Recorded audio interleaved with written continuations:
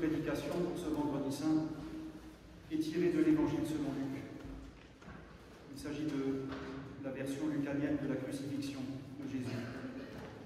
Arrivés au lieu dit le crâne, ils l'y crucifièrent, ainsi que deux malfaiteurs, l'un à droite, l'autre à gauche.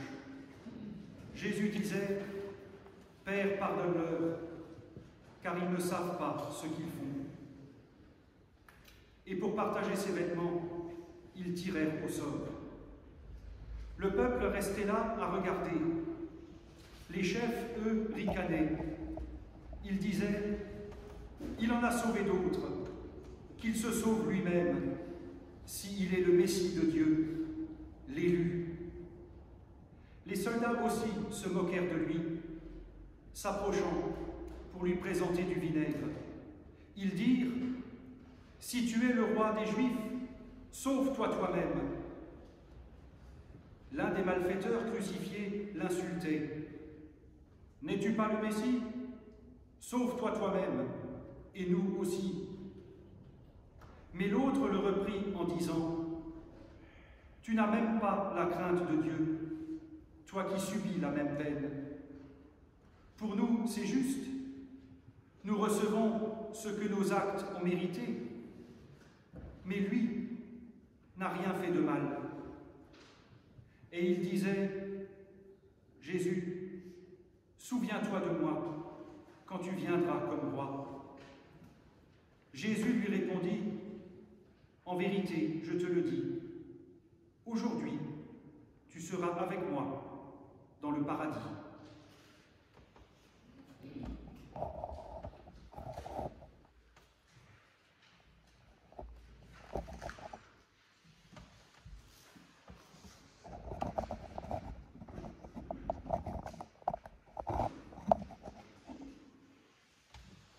Sœurs et frères, un jour, un pasteur sur son lit de mort a fait appeler ses deux paroissiens les plus riches et les plus influents. Ils se sont rendus au chevet du mourant, se sont mis de part et d'autre du lit, attendant ses dernières paroles. Mais rien n'est venu. Lassés d'attendre, ils ont fini par lui demander pourquoi il les a fait venir. Le pasteur leur a répondu « Parce que je voulais finir comme Jésus, entre deux voleurs. » On en rit. Pourtant, Luc nous dit cette chose absolument incroyable. La première personne à accompagner Jésus au paradis était un voleur, un malfaiteur, un brigand. Aujourd'hui, tu seras avec moi au paradis. On marche complètement sur la tête, mais la foi, c'est aussi ça. Aujourd'hui, nous commémorons la mort de Jésus, la mort de l'innocent, injustement condamné, qui depuis 20 siècles est devenu le symbole et le point de ralliement de bien des opprimés.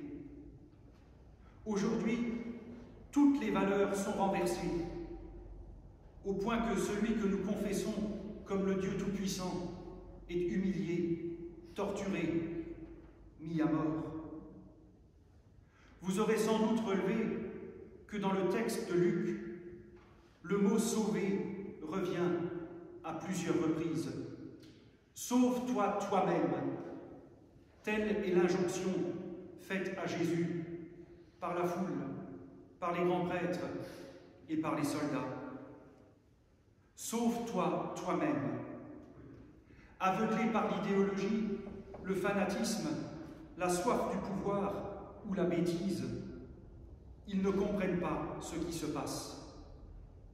Jésus et Dieu à travers lui ne se sauvent pas lui-même, parce que Jésus va jusqu'au bout de l'humanité, y compris dans ce qu'elle a de plus dur, de plus sombre, de plus cruel.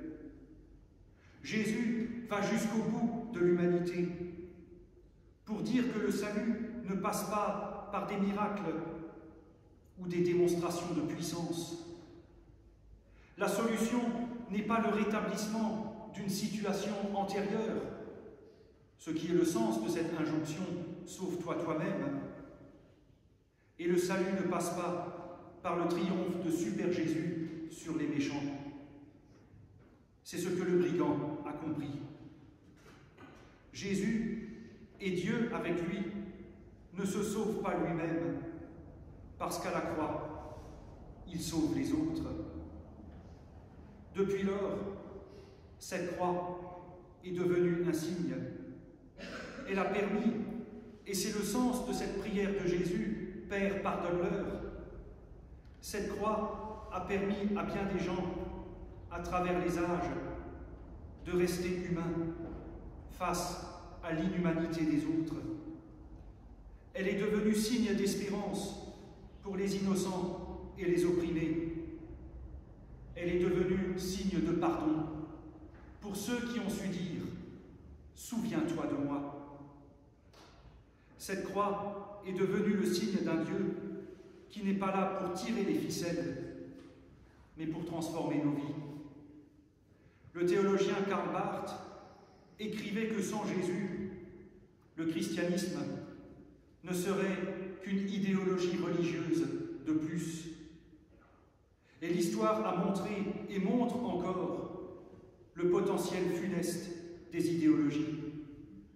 La différence entre la foi et une idéologie, c'est que la foi est ouverte à l'altérité, alors qu'une idéologie tourne sur elle-même. Et c'est pour ça que Jésus ne se sauve pas lui-même. Dans, avec et à travers Jésus-Christ, Dieu révèle qu'il n'y a pas de divinité sans la croix.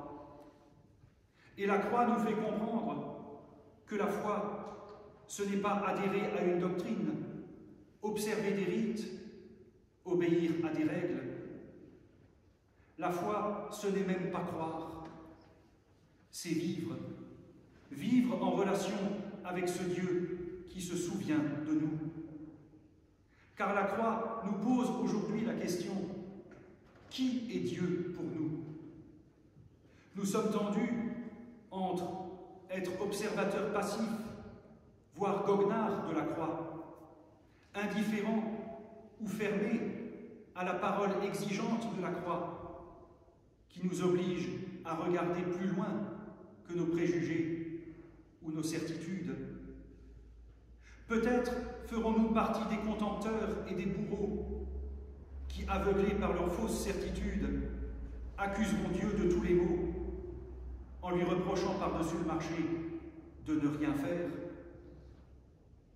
Ou peut-être, comme le brigand, comprendrons-nous qu'il vit la même chose que nous sommes solidaires de la démarche du Christ et donc concernés par son message de transformation et de vie. Le premier à accompagner Jésus-Christ au paradis était un brigand, mais mieux que ça. Le premier à accompagner Jésus-Christ au paradis est quelqu'un à qui la croix a rendu sa dignité, quelqu'un qui a pris conscience de son fardeau, conscience de ce qu'il portait et dont il ne pouvait pas se sauver lui-même. Souvenons-nous-en, lorsqu'à bout de force, nous n'y arriverons plus. Ce n'est pas à coup d'injonction, de coaching, de consommation, de tutos ou de phrases toutes faites que nous nous en sortirons.